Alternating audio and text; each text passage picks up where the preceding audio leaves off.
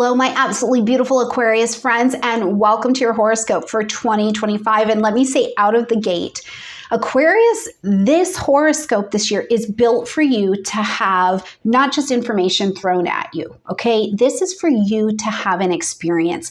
This horoscope is crafted by 5 astrologers who are experts in their particular lane that they are going to cover. So we built it for you to sit down, grab something delicious, have a snack, put your earbuds in, go for a walk, and have a listen. Take it piece by piece. Eat each delicious section on its own so that you can really absorb this, okay? I love what we have put together for you. I'm going to cover your general and tell you what's going on in the general transits and how that's going to affect you. But I'm also with you every day on Instagram, every week and every month right here on YouTube. Rachel Lang is going to take us through your Department of Relationships this year. Sama is going into your financial life, and it is good. You're going to love it. Kira is bringing the medical magic to help you with your health and your medical practices this year. And Tiffany is going to take us in the end of your video through the most delicious, well-crafted walk through your year of spiritual development. So I mean it. Click in the description box down below, go to the timestamp, take a section at a time, but enjoy it. Let some of the noise of just information fall away and take it a piece at a time. While you are also in the description box down below, if you do not have in your toolkit the 2025 digital transit calendar, which brings the transits right to your phone, right to your device, so that you know when it's happening in your time zone, in your city, in your life, so that you can make your astrology real this year, use my code and get it. It is something that we use around here. If you are new to the astro community around here, we have that thing. So make sure you grab it. It's a really beautiful tool. And Aquarian friends, if this is the year for you to start speaking the language of astrology or to advance your astrological fluency, I would love to have you in my classes. I would love to have you at my school, Grace Astrological Fluency Academy. So if that is you, it is all in the description box for you down below. All right, beautiful Aquarian friends, Uranus, one of your ruling planets, is heading into Gemini in 2025, and this brings a burst of creativity. It brings a burst of encouraging you to explore different ways, Aquarius, of expressing yourself. Meanwhile, Saturn and Neptune will both move into the vibration of Aries, and this is going to also put a little bit more pressure and bring a little bit more shaping to your intellectual paths, how you communicate, how you share the information. There's a vision, and then there's the structure that's going to be able to come together. So this is all that we're going to cover, and we have dates, we have charts, we have slides, we have conversation, we have got a lot for you to unpack in this particular video. So let's jump in and see what these transits have to offer. Aquarius, let's look at 2025 and what it is encouraging you to move towards. And I will tell you, one of those things is definitely unlocking your creativity, unlocking your self-expression. But the way that that gets done is really fascinating and intense. Let's start first with the fact that as we come into 2025, Pluto is not flirting with your sign anymore. It's here. It's going to stay. It is lighting up your first house, and you're going to work on and work with and be worked on and be worked with this aspect and this planet for the next 20 years. Now, Aquarius, one of the big features to know about this is what's really going on is there is massive amount of transformation in not only your appearance, your identity, and who you are as a person. And the goal, the end goal here is to break you down enough in certain ways to really build you with a massive amount of empowerment.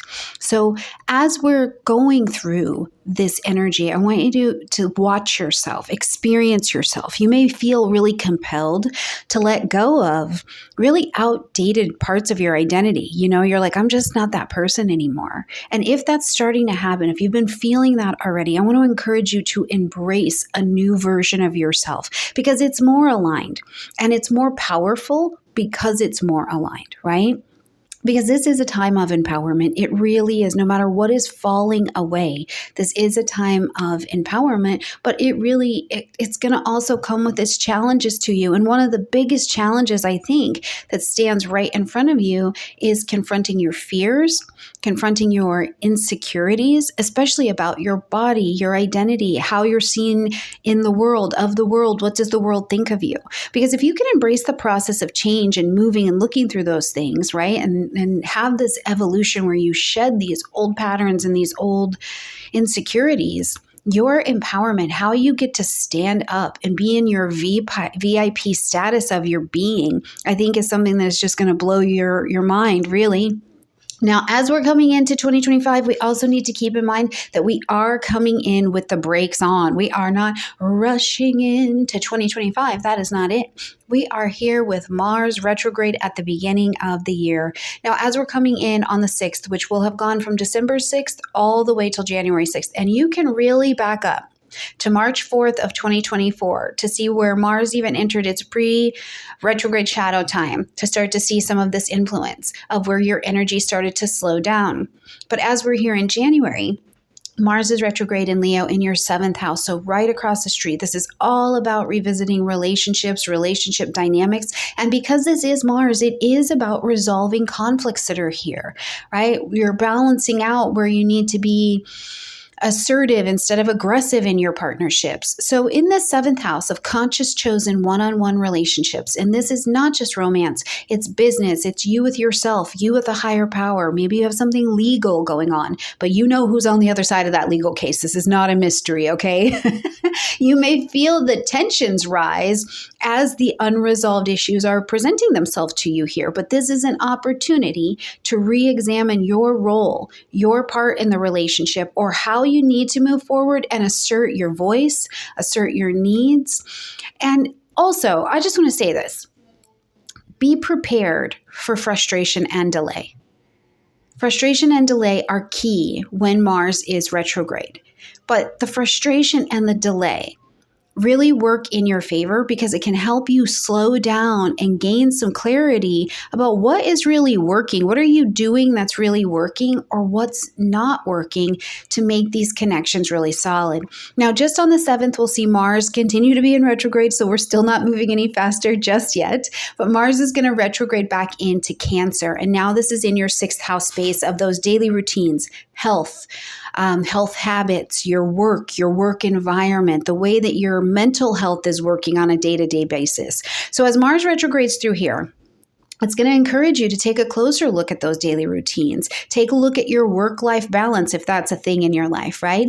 And if you are having this sense or this feeling that there is a lack of motivation, right? Mars is retrograde, or you're facing challenges in your work and your work practice and you haven't had any solutions to them just yet. You haven't been able to find that job just yet.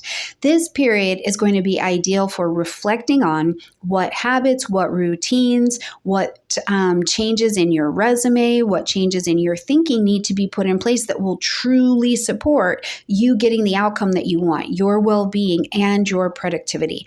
I will say, until we get to February 23rd at a minimum, I would heavily suggest that you avoid starting any new health routine, any new health project that's coming up, any new daily routine. I would even avoid making any major decisions in your relationships if you can avoid it, because Mars is retrograde. So you're more in the frustration of it than the clarity of it at this particular time. When we get to January 11th, the true North Node is going to move into Pisces, lighting up your 2nd house space, while that South Node is going to pull us to the 8th house, where it's time to let go and surrender some things. So the North Node here going through Pisces, this is this urge, this destiny pulling to focus on creating and cultivating financial independence, financial literacy, a reinvestment and a re-understanding of your personal values, your self-worth. It's a highly creative transit, though.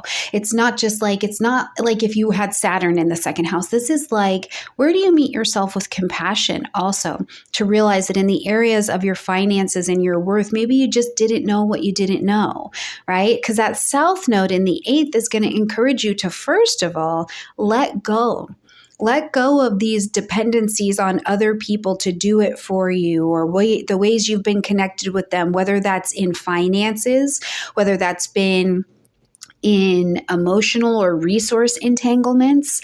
Maybe this is something that has had to do with an old pattern that just makes you overly reliant on other people, whether that's financial or emotional, right? That South Node energy is going to ask you to shed these things and give you time to develop confidence in your ability to create resources for yourself at that North Node point. Now, as we get to March 1st, Venus is going to go retrograde in Aries, lighting up your third house space. So again, Venus retrograde and Mars retrograde, first of all, in the same year, it's quite personal. It's quite personal. We really feel it when the personal planets go retrograde, when they go retrograde close to each other, and when planets are retrograde in general, they are closer to the Earth. So we feel this. There's a fair amount of intensity here. So I want you to just be mindful of what you're working on while the intensity shows up. First of all, you're revisiting all things that have to do with communication. Maybe you're reconnecting, Aquarius, with your siblings in some way. You're rethinking things that you learn, the way that you learn, the way that you teach. Maybe there's contracts that are coming up under review for you, but it's bringing your focus here for sure in how you communicate, how you express yourself, how you make connections with other people. So during this transit that goes all the way until April, if you feel drawn to revisit an old conversation, especially with a neighbor, a sibling, or really to look over that contract, do it. Do it. Because this is also a great time to see what needs reassessing and see things from a different perspective. Now, for those of you who are my writers, my teachers, my students, right? Any creative writing project, any learning endeavor, anything that has to do with communication strategies, this is your time to reassess that and do very well with it as well. Again, I would caution, if you can, avoid starting any one of these new communication projects during the retrograde. Instead, focus on reassessing what is right in front of you. March 14th brings us to the full moon lunar eclipse happening in Virgo, lighting up your 8th house space. Now, the full moon is an opportunity to end something, acknowledge something, or to make an adjustment and a pivot, okay? So this eclipse being in your 8th house, this is the culmination or that, really bright release in all things related to those shared resources: death, debt, taxes, trust, vulnerability, really deep emotional connections that you have with others. So if you are seeing it, especially now and over the next 6 months, you're like, I see it and I am feeling quite compelled to let go of these patterns in relationships. They're not serving me. They're not serving us anymore. When this happens, that paves the way for transformation. That paves the way for a renewal here. That paves the way for better collaborations and alignments in your joint resources that are not so dependent. Now, for some of you as well, if the release that is needed here to create emotional, financial, trust freedom has to do with physical detox, you need to detox that liver, you need to detox the alcohol, you need to clean out mom or dad's estate, any of those kinds of things, this is going to be where you want to be connecting with getting those actions taken care of so that you can let go of them because they're holding you back, okay? All right, when we get to the 29th, we've got a new moon solar eclipse, and this one is going to be in Aries. So again, the third house peaking up, getting your attention. But now at this particular eclipse, this is the one that marks our fresh start, right? It's your fresh start in how you're going to share your thoughts, how you learn, the courses that you're going to take right now, how you connect with your siblings and those in your immediate environment and your network, right? So if you're feeling inspired at this eclipse and over the next 6 months, too, you're like, yeah, I'm going down this new educational road. I'm going to write this book. I'm going to visit with my cousins and my siblings more, or maybe I'm going to run for like local community officer. This would be a great time to plant those seeds of intention, especially if it will be something that helps you to enhance your communication skills. That is where this is really going to serve you very, very well. On March 30th, we see Neptune move into Aries. This is a huge transit. It'll have its own separate video as well. But for you, Aquarius, in the general, this transit is, first of all, it brings this dreamy, mystical, intuitive kind of quality to your communication zone and to the way that you're thinking about things. This is important because with Neptune, we create things first in an intangible space. So you're getting an idea and an ideal and like a vision of what you want your communication life to look like and to feel like and to be like. And so you're really creating it out of a space of intuition, honestly, right? And the beautiful thing about this is that Neptune here allows you to it's like you're as you're going after something or you're communicating, it's very creative. There's also a lot of compassion. There's a lot of empathy in how you're using your word magic at this particular time. Now, Neptune is still Neptune, and that influence can really blur the lines. Like there's no clarity. You can't quite tell where the boundaries are. You're really over idealizing something, or you're making a mountain out of a molehill. And the blurring of the information is what would really be responsible for bringing any kind of misunderstanding or problems. So, focus on sharing your ideas as clearly as is possible. Now, when we get to May, I think this gets a little bit easier as Saturn moves into Aries, bringing this very grounded, disciplined, practical approach to how you're communicating, how you're learning something. So you get a couple months where it all feels like it's in the air and you've walked through a mystical portal. And then we get to May and we see Saturn stepping into Aries, giving you a little help, helping you take on responsibility, helping you share information that is important, and creating a solid foundation for how you're going to connect using your self-expression. Now, when we get to June 9th, we see Jupiter moving into Cancer, lighting up your 6th house space of those daily routines, that work environment, all of your health practices.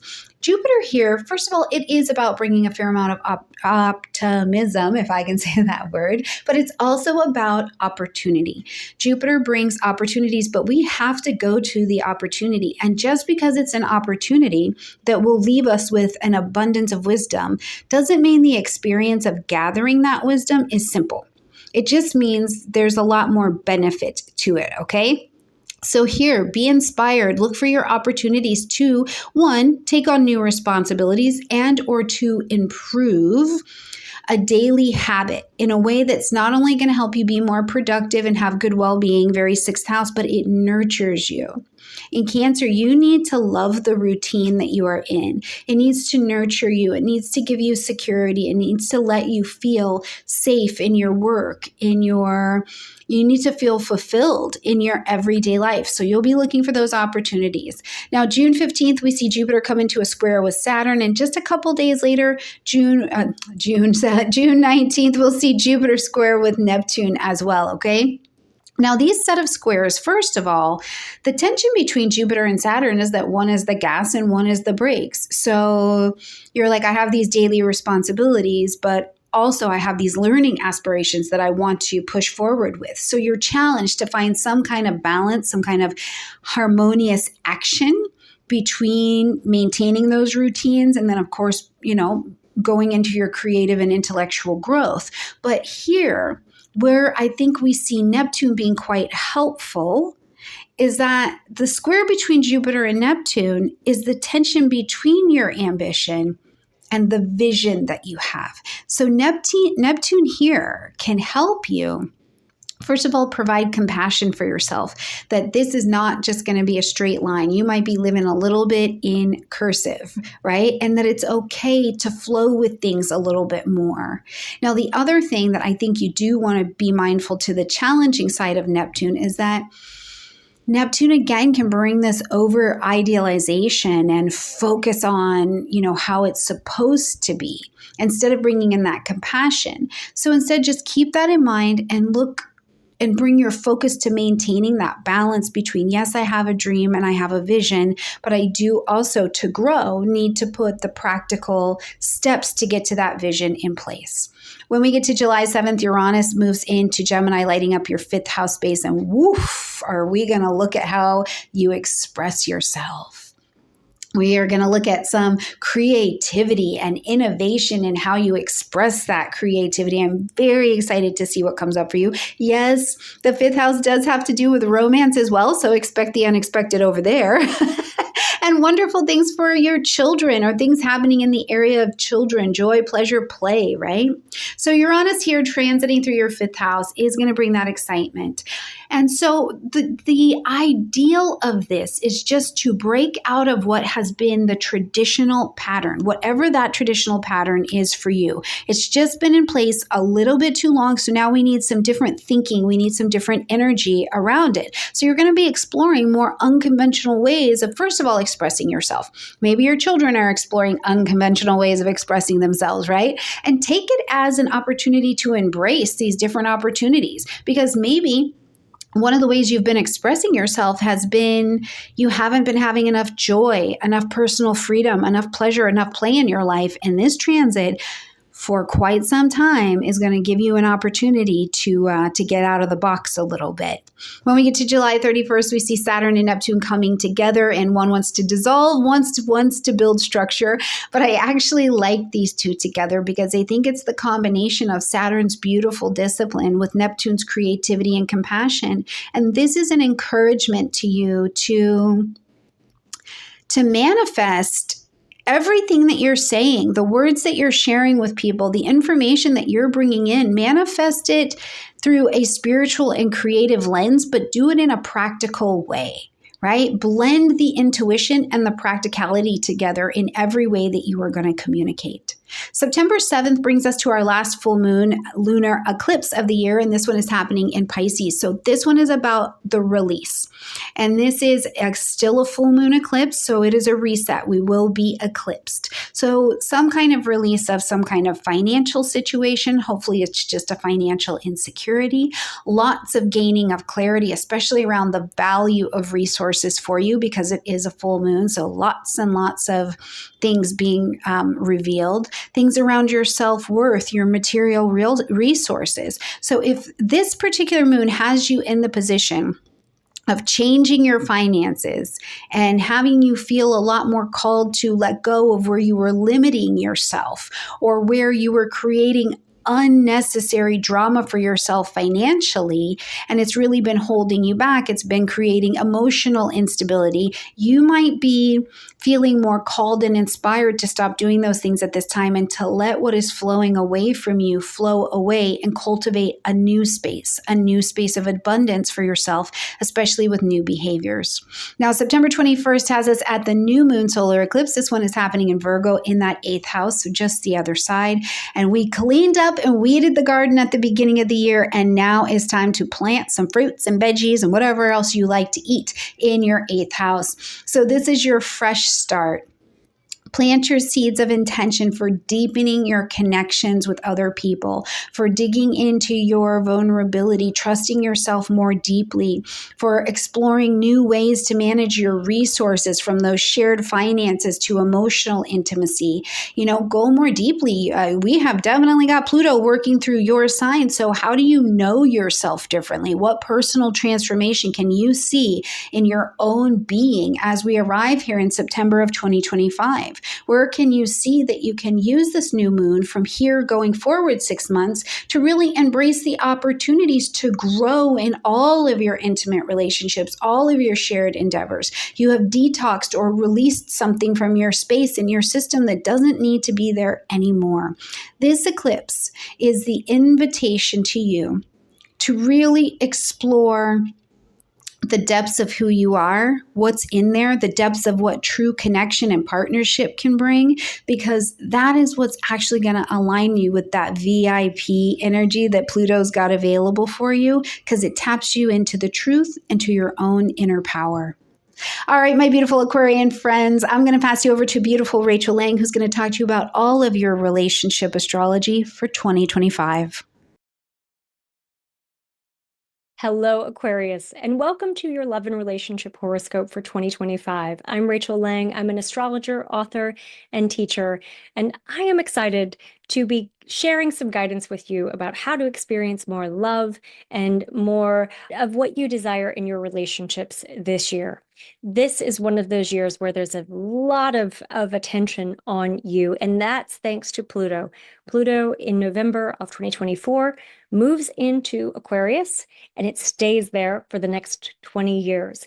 And this is one of those transits that is going to have a lasting effect on you. And it's going to change the way you see yourself in the world and the way that you see yourself in your relationships. And so it's a time of really embracing your power, your unique special gifts, of really feeling purposeful in everything you do. And I'm not saying that you haven't before, but Pluto amplifies that strong sense of wanting to be an influential person in the world, of wanting to do something that is meaningful and that is important. And so, because Pluto is really shining its light on you, you might have some changes that naturally take place within your relationship. Any power dynamics that are strained or uncomfortable or that aren't balanced are going to have to level out this year. And we'll see that a lot when Uranus moves into Gemini. So that's another shift that's happening in July, and that goes until November. And so there's a lot of growth, change, and fast evolution this year. So buckle up your seatbelt. You're going for a ride. It's going to feel like a roller coaster ride at some times, but there are some really exciting changes ahead. Let's get into it. This is just an overview of the transits that we have that are going to be times when you just want to put them on your calendar. These are the hot spots in the year. And the first one is we have the shifting currents with the outer planets changing signs. And we talked about Pluto moving into Aquarius in 2024. We also have Saturn, Neptune, and Uranus all moving into their respective signs between 2024 and 2026. Uranus, Saturn, and Neptune all are moving back and forth in 2025, which signifies that we're going in different directions and we might not feel like you're landing in any one stable place. There's a lot of thoughts and questions, and your intellect is like on fire. Your curiosity is expanded, but you might not feel like you can really solidify a commitment or really find grounding in the midst of all of this change and all of this fluctuation. Relationships are definitely a spotlight for this year. We have Mars retrograde, we have Venus retrograde. These are our two relationship planets. And when these planets give us the illusion of going backwards, we also have this illusion of challenges that are in our relationships. And I say that because a lot of times during retrograde cycles, things come up for us to explore. Oh, this was a red flag I didn't see here before. And what can be the illusion is that we have to act or we have to make a change or we have to leave something if we're unhappy. But the reality is often what comes up feels really hard in the moment, or it feels mind-blowing breakthrough in the moment. But over time, we start to adjust to a new normal. We start to gain a sense of how to create a pathway forward. And so it's not as overwhelming as it seems when you're having those breakthroughs. And this basically describes the whole first quarter of the year. Mars retrograde, Venus retrograde, and the eclipses all the way until April. We have a lot of this movement. And so let's talk about each one of those. So we start the year with Mars retrograde, and this is significant because Mars is in your opposite sign of Leo, and then it goes back into Cancer in January, moving back into Leo in April. So you have a concentrated period of time where Mars, which is the planet of boundaries, it's the planet of protecting what we most hold dear, it's the planet of individuation, and it's in your opposite sign, which can indicate a couple of different things. One, you're going to need more time and space. Two, your partner could need more time and space. Three, you might feel like there are some conflicts that are being imposed on you that are keeping you from feeling a real sense of connection.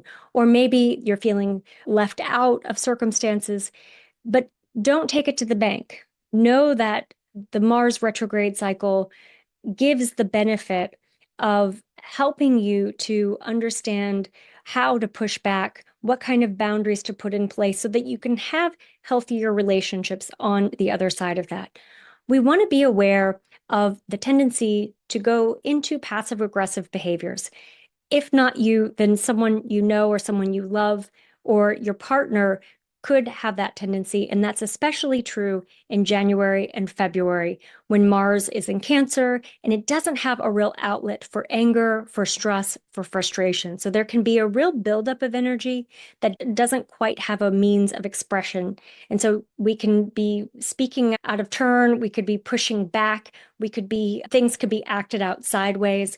And so if that happens to you, which it's likely to be something that feels like it's coming from outside of you, not something that you instigated, if that happens to you, just keep that in mind. Oh, this is part of that Mars retrograde cycle, and I can choose to engage or not. I can choose to take it personally or not. But either way, sometimes it is just the catharsis of expressing anger or expressing pain that is the remedy, and not anything else that needs to come on the other side of that.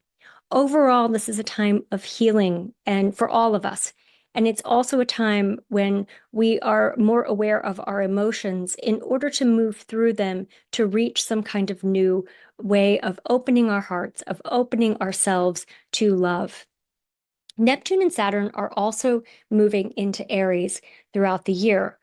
Neptune enters Aries in March 30th, and that's the day after the eclipse.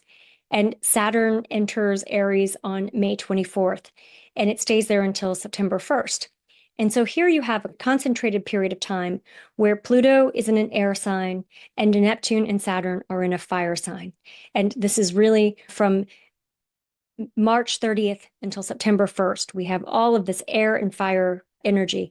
And so what that means for you is that means a lot of fast intellectual exploration and analysis of your relationships. It also means that you're looking at your friendships specifically, looking at your communities. You're saying, am I really contributing in the way that is the most meaningful? Are my friendships really inspiring me? Are the people I'm with helping to expand my mind? Are they aligned with me in terms of my values, socially and politically? If not, it's time for some changes. And because Aries is one of these pioneering, courageous signs, you have the extra oomph to be able to go and make those changes without feeling a lot of hiccups, without feeling a lot of remorse, or without feeling guilt. Movement is the key word for you during that time.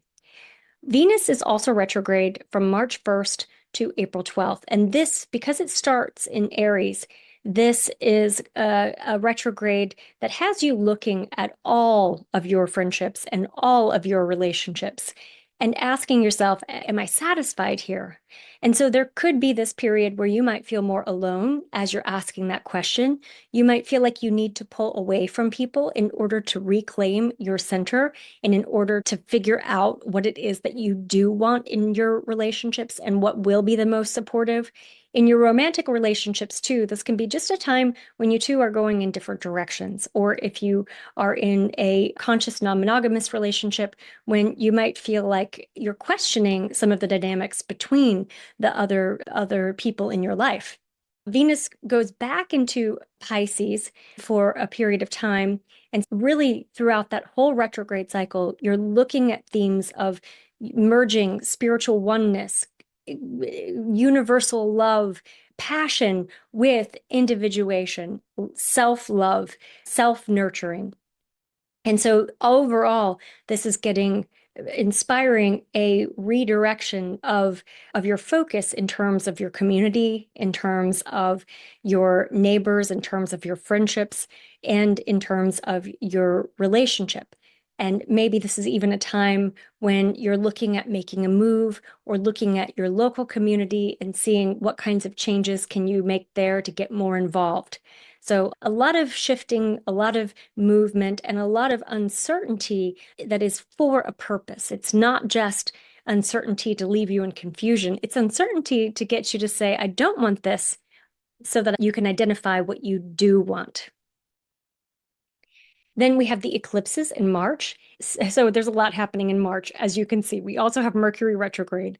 Just take March and make a big, huge circle over the whole calendar and say, my relationships are going to be fluctuating here. And anything that comes up, I'm not going to take it to the bank. You're going to wade through it because there's a lot of letting go with these eclipses. And the one on March 29th in particular, there's a lot of saying goodbye, a lot of letting go, a lot of dropping your bags off before you board the plane. And so I think for you, where you're going to experience this the most is with themes of your own self-worth. Your energy is so giving, and often to the point where you can put yourself on the back burner or not prioritize your own physical comforts, physical needs, your own well-being. And this eclipse says, nope, you can't do that. You actually have to take time for yourself. You have to prioritize yourself. And we can thank Venus and Aries right there for doing that. And it's also a time when anything that you've been holding back comes out into the open, and you get to use your voice in a way that's effective, in a way that makes a difference. And go into this month, into March, with the willingness to do things that are uncomfortable, to reach out to someone that you haven't reached out to in a really long time, to express your feelings, to pursue that crush or that relationship that you are too afraid to say no, or set a boundary in a friendship where you don't feel like you can, to tell your neighbor to stop watering their lawn and blowing their leaves on your lawn. Whatever it is that you've been holding back and holding in, now is the time to stand up, be brave, and speak your mind. And we have this eclipse on March 29th. It's a solar eclipse. And Venus is right here in Pisces, tucked between Neptune and the North Node. And so she's getting a lot of pressure. And what that means for all of us, but especially for you, is that your partner or your lover or your romantic relationships could be putting pressure on you to accommodate their preferences and their priorities. And this is a time of reevaluating what's meaningful for you, what's the most important thing for you, and to go back to the drawing board in terms of your own day-to-day habits and routines, and make sure that you are moving your priorities up to the very top. There's a lot of re-questioning values in relationship too. And maybe something comes up where trust might have been a lower part of the priority list in terms of relationships. And now you've got it turned up and it's at the very top. But this is a time of really evaluating what is working for you in your relationships and what isn't working for you. Neptune brings us in touch with our dreams, with our ideals, also with the spiritual urges that compel us into relationships in the first place. And since there are a lot of changes taking place there and a lot of, Neptune not quite knowing where to anchor itself, there's also that shift taking place within you. And so this would be a time to reach out to friends. This would be a time to connect with the people who have history with you so that you can work these questions out with them. And you might even make a trip, or you might even do things to go visit them or to go spend some time with them. We also have all of this Aries stellium right here. Aries is a very self-directed, self-focused influence. So don't be afraid of taking time to yourself. Don't be afraid of prioritizing yourself. It's not selfish to attend to the deepest needs of your soul. Now, Mars opposes Pluto in April, and this is one of those transits. This is a continuation of a synodic cycle when Mars and Pluto met up in February of 2024. And this synodic cycle is all about the buildup of fire and passion and activity that leads to a deeper sense of connection where you're not afraid to go into the fire of really facing what's in the shadows, facing the hidden motives, of facing the conflicts, of facing the ways in which you hate each other and the ways in which you love each other with a passion. This is one of those transits that is fiery. And so April opens up the door for new levels of connection in terms of passion. And this is especially true for you if you're in a relationship. This is true for you because Mars is going to be in your opposite sign, Pluto is in your sign. And so this is one of the highlighted times for you in terms of relationships, relationship stress, that like fights that then end up in a very cathartic makeup session. And so I could see this in all aspects of relationships, but especially in partnerships, where you're just aware of what you're willing to take and what you're not willing to take anymore in your relationship. It's like one of those before and after transits. And you would have gotten previews of this in November of 2024 when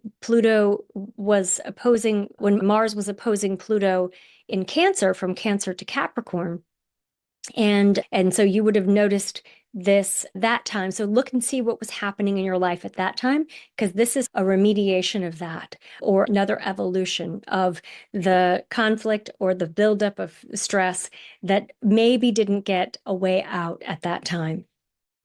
Then we have Jupiter in Gemini, which is very fortunate for you. It tends to be a time when you're open to having joyful experiences with your partner, having new beginnings in love. And so this can be one of those really transits for you. This goes from the beginning of the year all the way until July 9th. And so you have about 6 months of Jupiter offering some blessings and some surprises. So you want to keep your heart open. You want to be open to the generosity of others and the generosity from the universe. Don't be so quick to push things away or to have walls up around your heart. Really open yourself up to allowing yourself to be a part of someone else's generous lesson in generosity or movement in generosity. Jupiter in Gemini also activates your mind. It gets you thinking. And so this is a time of new ideas. This is a time when you want a brainstorming partner. And if that is your love, that is their relationship, wonderful. Romance is heightened with Jupiter in Gemini. And so is the possibility of starting new projects, starting new things. It can be an influence that relates to looking at your household and saying, what can we do to make this more joyful? Can we play more games? Can we build a playroom? What can we do to have more fun? And so let that be a priority for you in June and July, especially. And then once we get into July and August, then you can ground those activities in the day-to-day experience of having a good time. Mercury retrograde cycles are always times when we're having some ups and downs in relationships because we're remembering things from our past.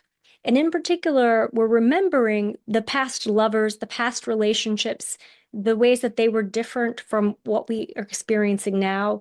And so we can have little just like nostalgic trips down memory lane, looking through old photos, remembering the times when we would sing in the car with our exes on road trips, or the times when we were really loved and supported by our family members. And so there can be this real pull toward that sort of nostalgia.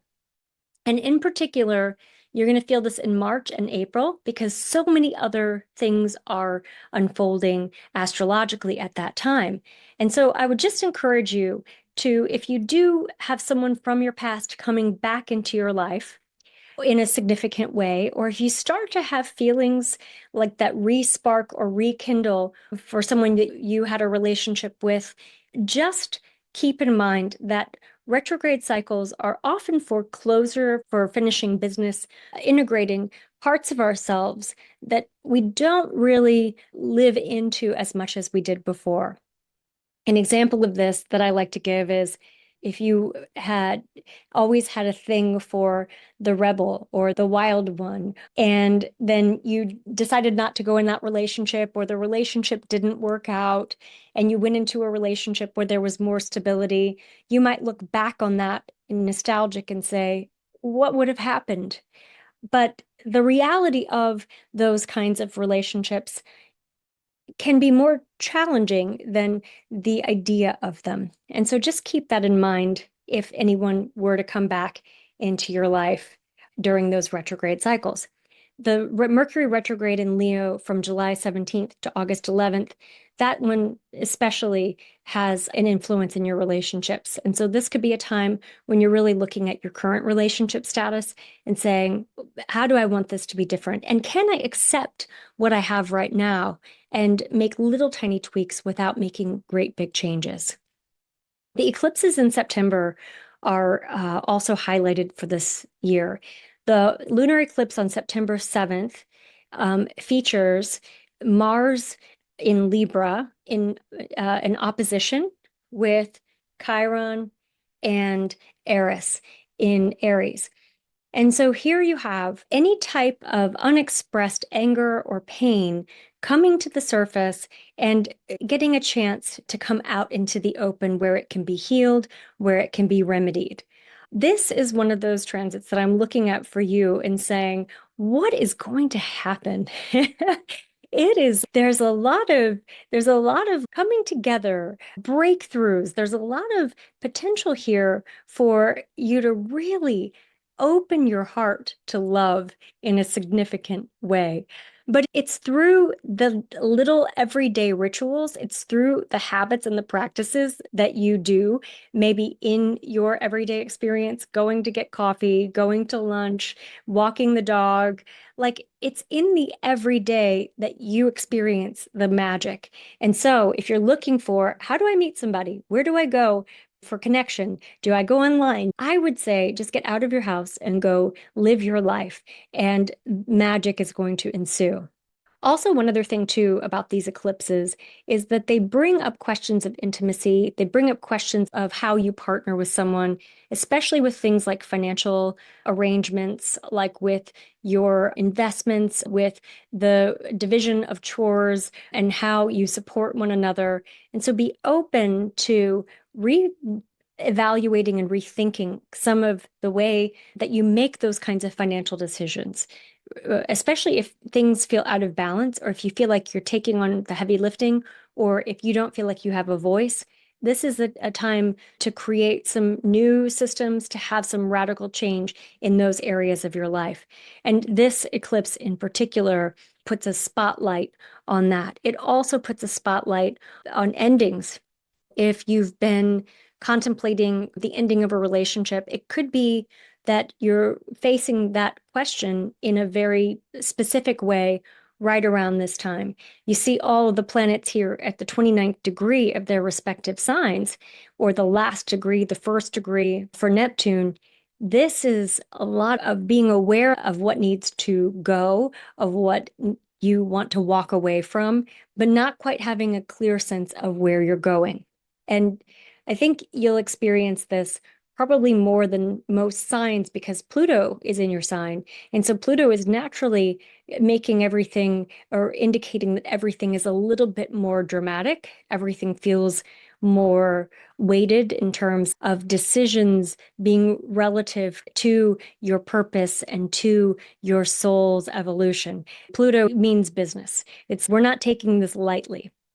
And so any decision that you make, whether it's the decision to stay alone, to stay single, to stay in a relationship, if it's been challenging, any decision you're making has staying power.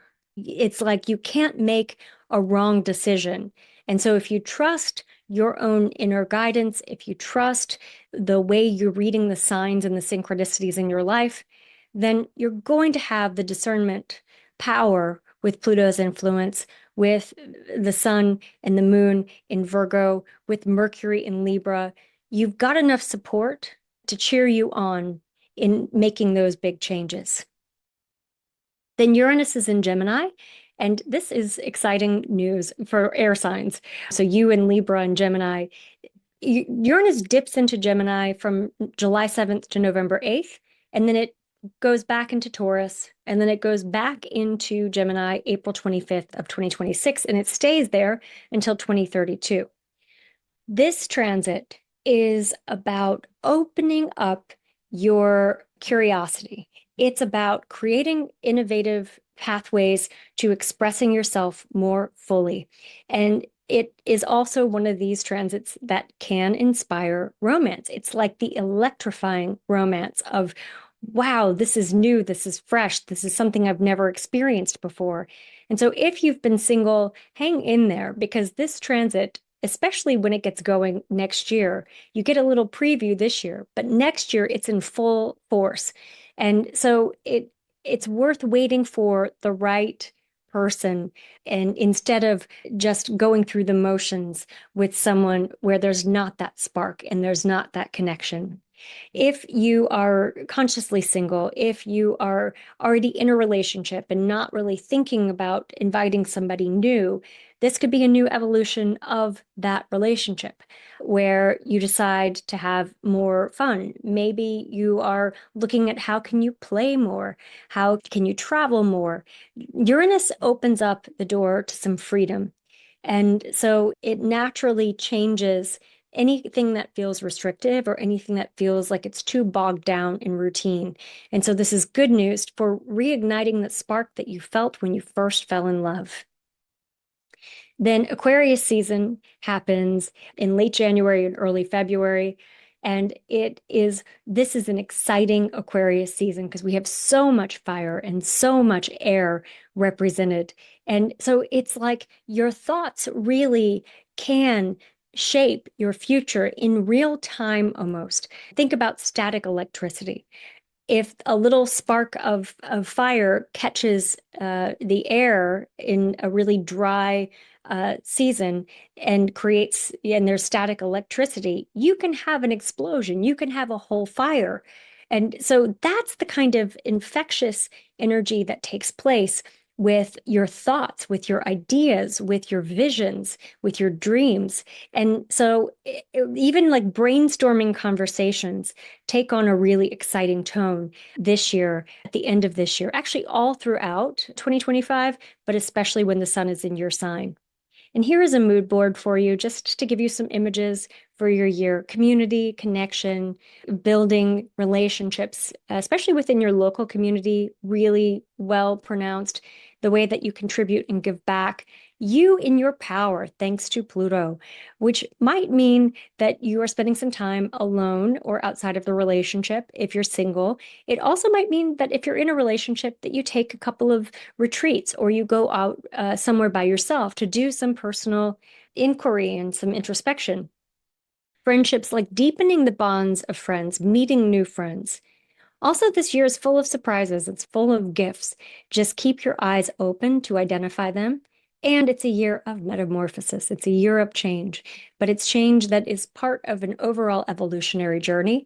And so it's not just frenetic change that leaves you feeling ungrounded. There is really a bigger story unfolding, and I'm a part of it, and I'm allowing that. And so there you go, Aquarius. There is your horoscope for 2025 for love and relationships. I'm Rachel Lang, and I am excited for you. I'm an air sign too. I'm a Libra. And I think for all of us air signs, the best is yet to come. We've got some good times ahead. And I think 2025 is going to be an introduction to some of those good times. So have a wonderful, happy new year.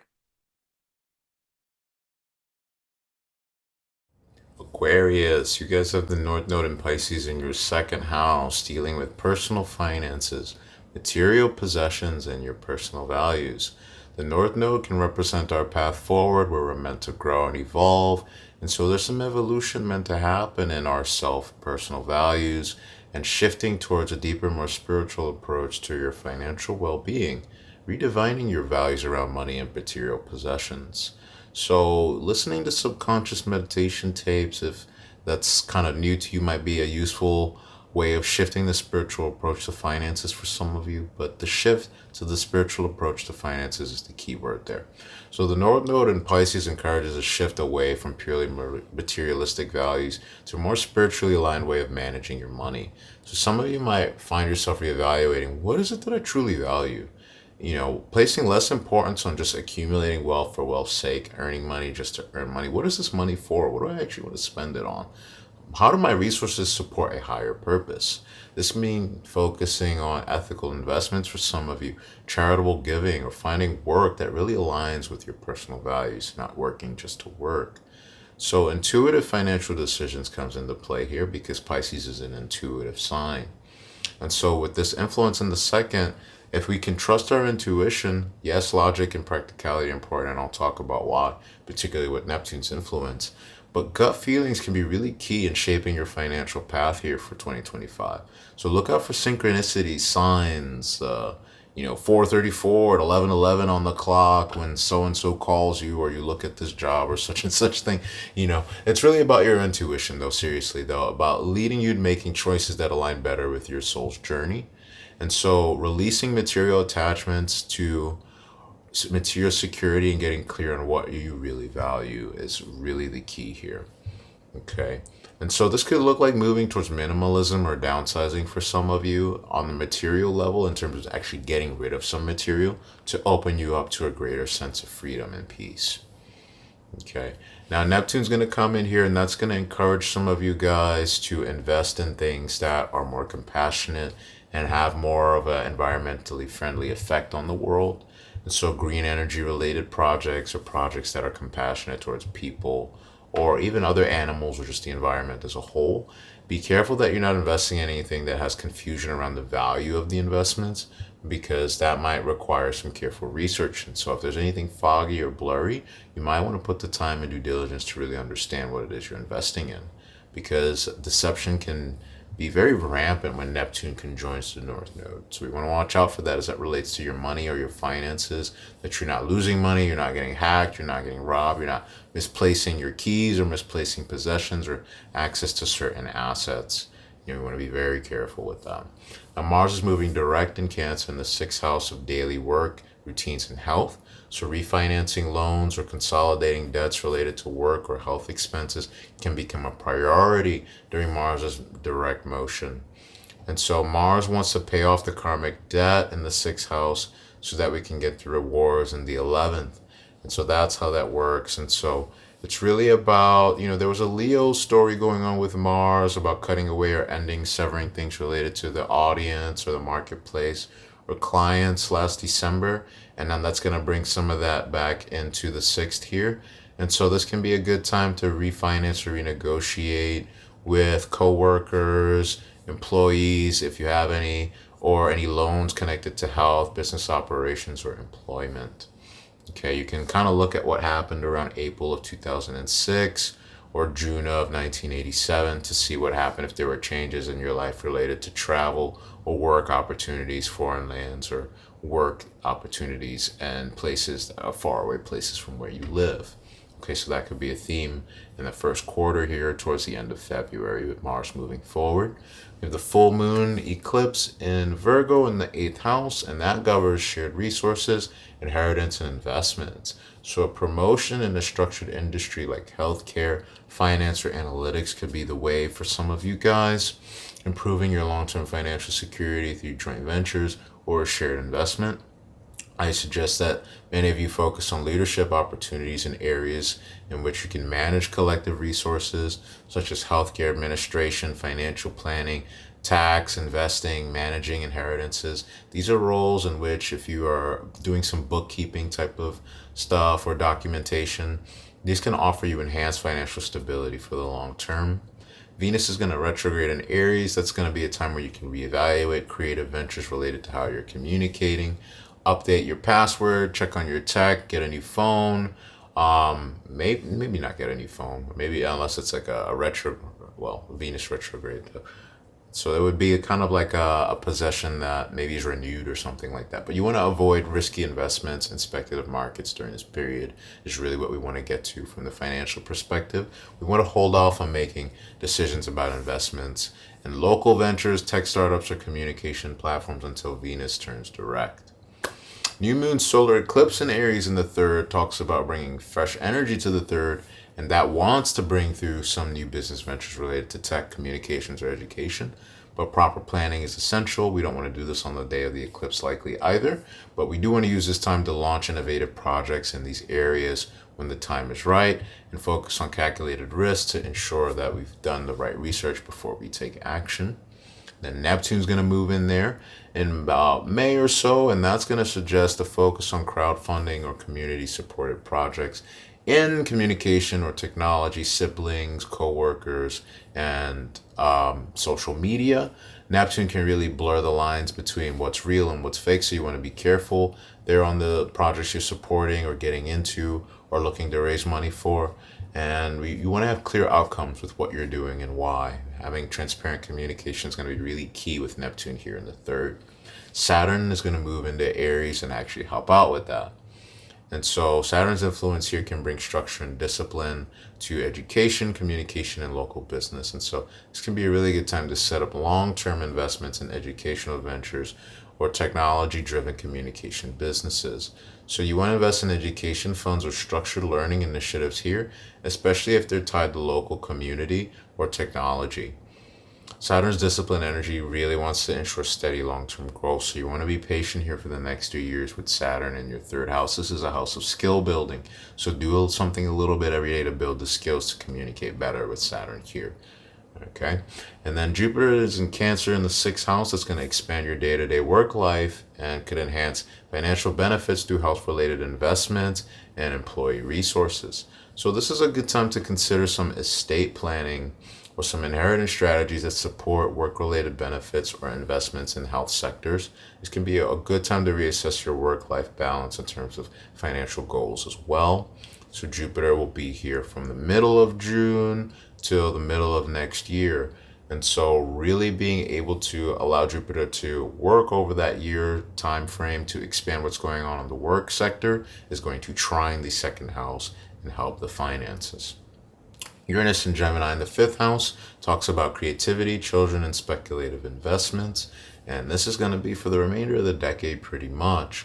And so this talks about innovation coming through tech, entertainment, or speculative markets. So investing in AI, quite frankly, is going to look very good for some of you guys.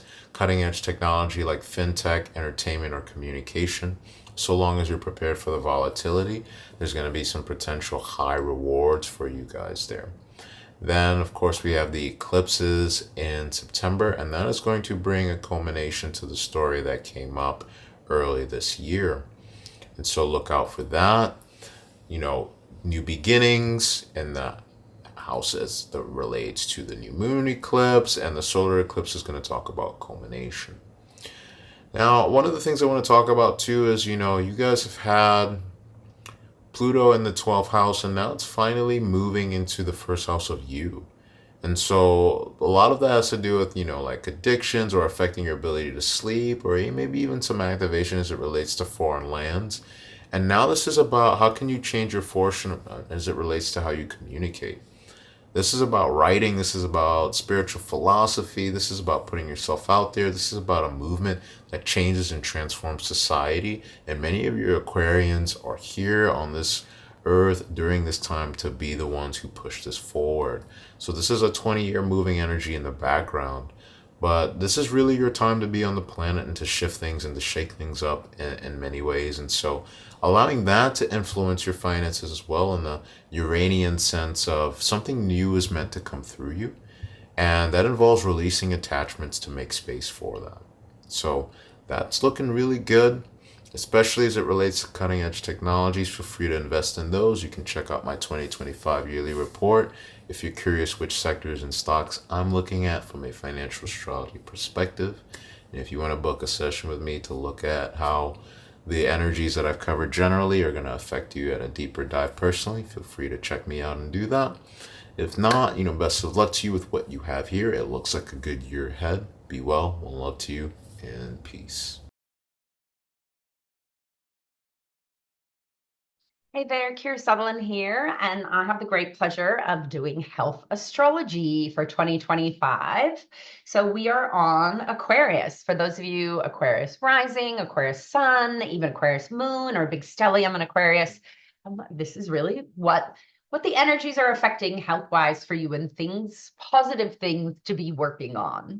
So what is happening this year? We actually start the year with a Mars retro on January 1st.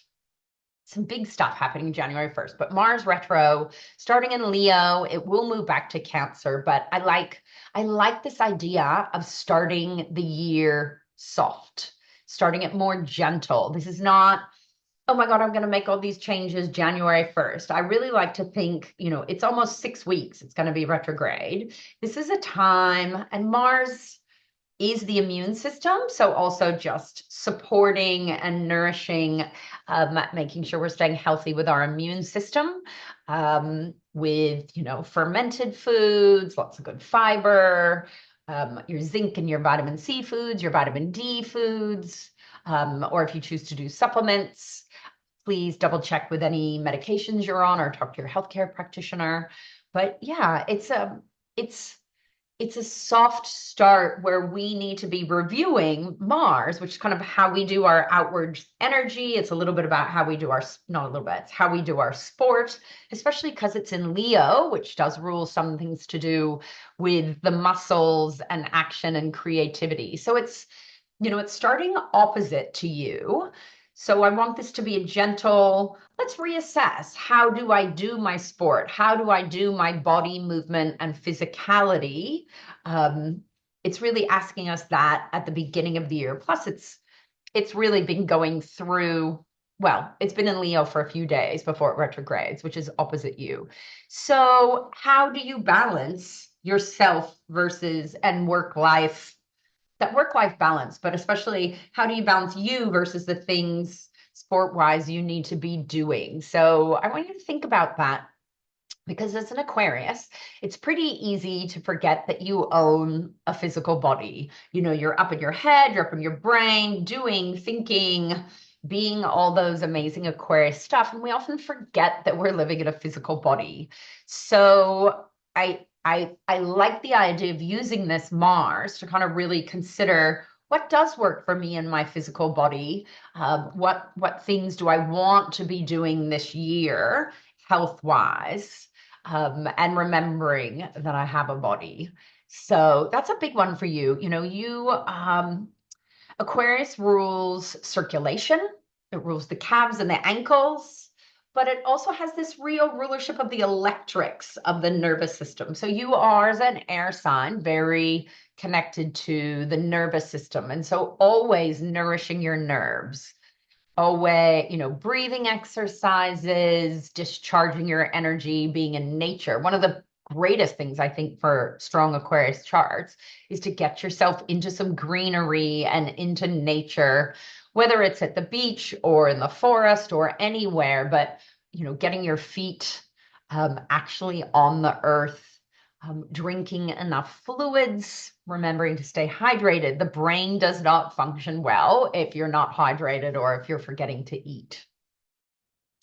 And electrolytes. Electrolytes are a big thing for Aquarius. Your ruling mineral is actually sodium. Now, I'm not saying to go out and have a bunch of salt if you have high blood pressure or you don't need it, but just remembering all the minerals, really important for your electrics and grounding you. Plus, traditionally you're ruled by Saturn, which is also about minerals in the body. So yeah, I would love you to really check in with yourself for those first 5 to 6 weeks and nourish rather than push hard. Think of it as unplugging yourself for the first couple of weeks. I'm not saying not do anything, but just let's really recharge the battery. Plus, every time we have Mercury retro, which is going to happen 3 times, March to April, Aries to Pisces. We're going to have July to August in Leo, and then we're going to have Sag to Scorpio in November. And I really love for people, especially somebody strong air, when Mercury goes retro, again, unplug or recharge the batteries, not pushing hard anywhere, but really looking at where that Mercury retro is happening in your chart? What house is that happening? And how can you recharge that area of your life? Not just tidy it up like we talk about typically with Mercury retro, but how can you recharge and support yourself? Because all the retros start in fire, which means two of them are in good aspect to you. One of them's opposite aspect. So that opposition, that retro July to August in Leo, that's a real rebalance time. Check back in about you having a physical body. Are you eating enough? Are you moving enough? Nourish that nervous system, lots of magnesium-rich foods, which is your dark green leafy veggies, or some of your almonds, some seeds and nuts, dark chocolate, my favorite. So that's two of the big ones for you. And then we have your beautiful traditional ruler Saturn has been in Pisces, moving to Aries. It will go back to Pisces for a little bit, but in May, it's going to move into Aries until September, which is nice for you. It's going to be sextile, and it's just going to make things a bit smoother. But again, moving from the wafty, dreamy Pisces into Aries, it's like we're all moving into our physical body. If you think about Aries ruling the head, but also kind of our whole physicality as a being, another fire sign about the muscles. It's like Saturn coming into Aries is very much, we need to check in with how we're expending our energy levels, how we're nourishing our adrenals and our nervous system, because the brain is in the head. So where we're finding some form and structure in wherever, where is Aries in your chart? And how can you pull that in? Because it overall can help, especially with our stress levels. Aries ruling the adrenals and adrenaline and cortisol. Mars coming in there, it's going to be a big energy adjustment. And if we're nourished, it can be this beautiful, steady energy for you. So that's another thing I want you to think about. Last but not least, Uranus, your modern ruler, if you want to do moderns, is in Taurus currently, which is squaring to your Aquarius. And you don't mind Uranian energy, but that's been pretty interesting about having such a dynamic, revolutionary, chaotic planet in one of the most stable signs for the last while. And I think that's been really interesting for making some bigger changes to our physical body. But as it shifts away, I feel like it's going to feel a lot better for you. Uranus moving into Gemini is like we're all getting plugged into a more dynamic light socket, right? It's like power up. And so I really want for you, because you have so much rulership of the nervous system and circulation and the energetics and how we create energy in the body, moving Uranus into Gemini, that's a high wire. You are really going to need to work on your sleep.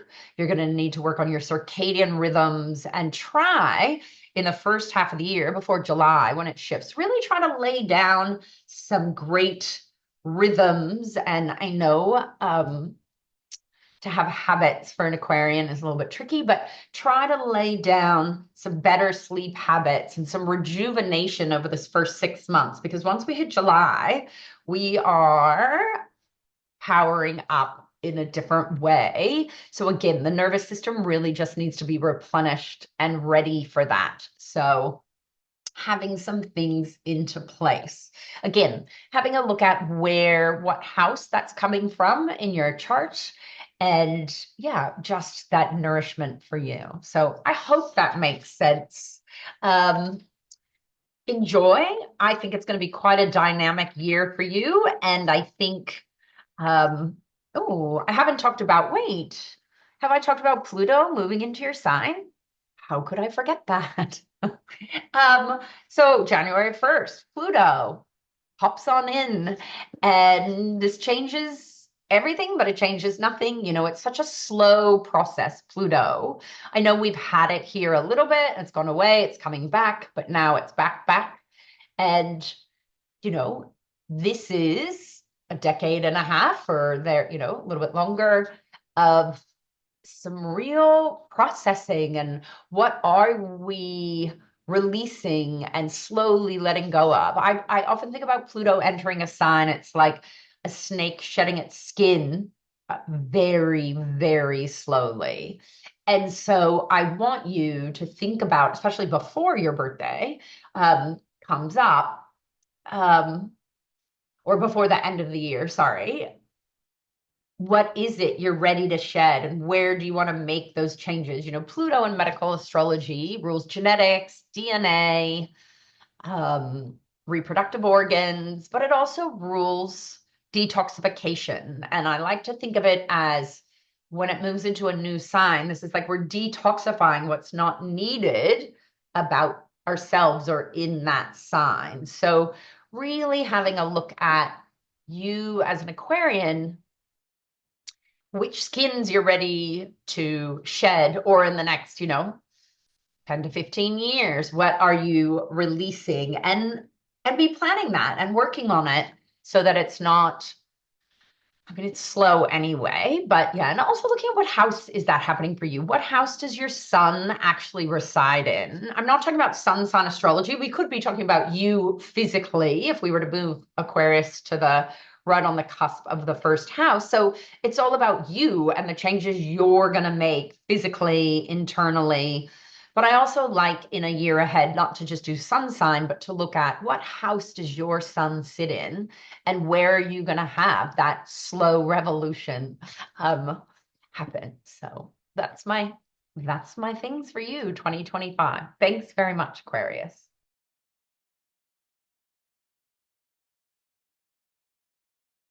Hey Aquarius, I'm Tiffany Harelik and welcome to your 2025 Spiritual Development Forecast. Before we get going, I want you to jump down into the description box, click the link for your 2025 Spiritual Development Horoscope so that you have the PDF to follow along throughout the presentation, and then also so you'll have it all year long. So while you're doing that, let me share a little bit more about the numerology. 2025 is a 9-year, and numerology breaks life into 9-year cycles. And so this is kind of the end. This is like the Pisces of the numerology world, right? And so things have been culminating. Seeds that you have been planting over the last 9 years are coming into fruition this year. It's a year of plenty. It's a year of harvest. There can feel a certain amount of intensity or pressure to make decisions. Just know that what you're feeling is this culmination of energy over a 9-year cycle. There's going to be beginnings within endings. There's going to be a transition period all year long. There's going to be that blending feeling of something ending and something starting fresh. And so that matches the astrology perfectly. I just wanted to offer that for you, that it's a 9-year and that it's a year of integration. Okay, so let me go ahead and share my screen. And before we get this party started, I have one more little goodie for you. If you will use the code Stormie 2025, you'll get $10 off the Wise Skies digital astrology calendar. This is a sample of what the descriptions look like in the calendar. It goes in any device. So iPhone people, Android people, Windows people, Mac people, all of the tech, right? Your phones, your laptops, your iPads, whatever it is that you're using, you can download this calendar into your own digital calendar device and see the astrology all year long. And so when you click in it, you'll get a description of what the energy is. You'll get some resources. You have all the lunations, the ingresses, the eclipses, the retrogrades, all of the powerful astrological moments of the year. So let the universe have your back. Use the coupon code Stormie2025 and grab your copy. Okay, so Aquarius, here's what we're going to do today. We're going to talk about what the planets mean in terms of spiritual development really quickly, and then we're going to do a quarterly breakdown. So each quarter, what each quarter means for you, and then we're going to end with your major theme for 2025. Okay, so planets and spiritual development. We know about Mercury in terms of communication and how our brains work, our learning processes, things like this. But from the lens of spiritual development, it represents our nervous system, and it represents the quality of choices that we're making and the quality of the decisions that we're making. So if your nervous system is biochemically neutral, you're feeling good, calm, solid, you're going to be making better decisions. You're going to see the world through the lens of a healthy mindset. But if your nervous system is in fight, flight, fright, or freeze, right, the quality of your decisions and mindset is going to be changing. So we want to pay attention to Mercury for this reason. Venus in spiritual development shows how we spend and receive our energy, our love. Mars shows us what our spiritual mission statement is. This is a fun activity to do with your astrologer. Jupiter shows us our great faith, right? Saturn shows us where we can have more discipline. Uranus shows us our spiritual network, our friends that keep us accountable with the kind of life that we want to be living. Neptune shows us what needs to dissolve. It's the waves of the ocean that brings up a treasure, but then takes something back out into the mist and into the mystic. Pluto is that subconscious gold, that very treasure, that very Jungian element of our lives that brings something out from the depths and into the light. Chiron represents the master healer, that treasure chest, that tool chest that you have of all of the resources that you have needed to overcome some of your life's greatest pain points. And then you have that as a resource to help other people that kind of have the same chironic journey that you have had. The moon represents our intuition, our psychic ability. You were all born wise. You were all psychic. You all have physical senses that extend into the metaphysical world. And it's just taking time to learn how these systems work. You can find that information in your birth chart, but the moon, the moon and intuition, if this topic interests you, I have a product called 40 Days of Spirit, and it's an email product that will give you tools every day for 40 days in your inbox about developing your spiritual abilities and your psychic abilities. So with the moon comes the nodes. So the nodes, the north node is what we are reaching for. We're digesting, chewing on, embracing, tasting, right? The south node is the north node is the head of the dragon. The south node is the tail of the dragon, and it shows what we are eliminating, what we don't need anymore. And it represents the evolution of our soul's journey. So what's staying the same? Pluto, now in Aquarius for the long haul. What's changing are 4 outer planets, right? Neptune, Saturn, Jupiter, Uranus, and the nodes are changing. So let's jump in to your forecast. The first quarter, this is about money for you, Aquarius. And I love yours is one of my favorite forecasts of the whole year because it's very systematic, very orderly, very clear. It's like you're on this path all year long. So just a reminder that Rome wasn't built in a day. And that you are building something that is made to last. And so right now, if you can take the time it takes, so it takes less time later, take the time it takes now, so it takes less time later, in this first quarter, when you're focusing on some of your financial sobriety, clearing up things that are going on with at home and with your financial stewardship, with your shared resources, get those things clear cut earlier in the year, the better the rest of your year is going to go. And it's not just about money, right? What's below money is our core values, because we are spending energy in a way that represents what we believe in and what we love. So let's talk about the astrology going on in the first quarter. January, we're going to have the nodes shift from Aries Libra, which is me versus we, and that's shifting back into Pisces Virgo, right? So Virgo will be, the south node will be in Virgo, the north node will be in Pisces. And Mercury rules Virgo. Neptune and Jupiter rule Pisces, right? So this is very different energy. So Neptune, the more ethereal, dreamy, spiritual side. Mercury, the more practical, analytical, down-to-earth side, right? And so what you are trying to eliminate this year, Aquarius, are the challenging sides of Virgo. We're trying to let go of overthinking, overdoing it, just beating the details to death, being overly critical or being overly controlling or working too hard, right? I know that you're a fixed sign, and sometimes you get on a topic and you stay fixated on it and you don't let it go. But this might be a year where do you know when enough is enough to let something go, to stop working at the end of the day? Fade. In my lineage, this stands for fixing, arguing, defending, and explaining. So if you find that you are trying to justify something, this might be your clue that you're trying to control, or that you're trying to manipulate, or you're trying to manage your life in a way that you want it to go, as opposed to being in surrender to the North Node in Pisces, the spiritual thing that's wanting to happen through you. So are you imposing what you want, or are you allowing the creative life force energy to flow through you? What's wanting to happen through you? We're trying to embrace this flow, which includes our spiritual walk, our compassionate side, and of course, forgiveness. Pisces has a creative energy that is really going to help you out this year. And I can't wait to see what you create this year, Aquarius.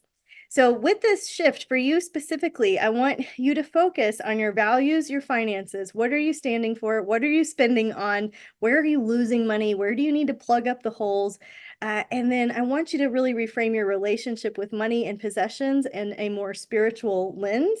Okay, and so the spiritual quality and essence of spending and receiving, I want you to have some financial sobriety.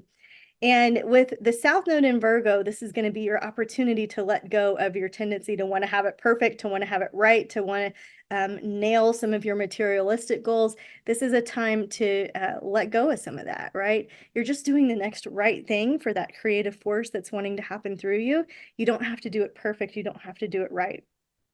Okay, so Saturn is going to be traveling right next to Neptune this year. There's a conjunction that's occurring here in Pisces in February, and we're going to trace this and track this and see that there's going to be another conjunction in Aries the following year. And so these two planets offer a lot of dualities that I've listed here for you.